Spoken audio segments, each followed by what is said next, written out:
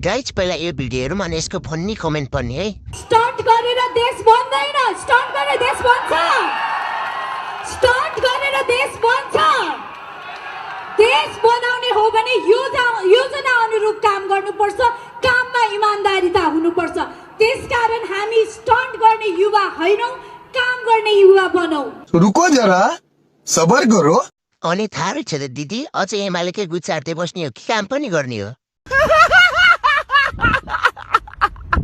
ओलीको गेडा मसारेर देश बन्छ।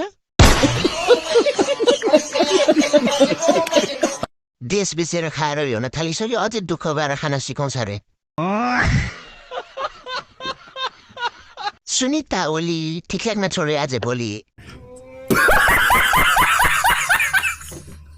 एपीको दोस्रो स्वास्नी भएर बस।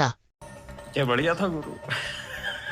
सात सूर्य सात छाप एमाले मुजी मुर्दाबाद।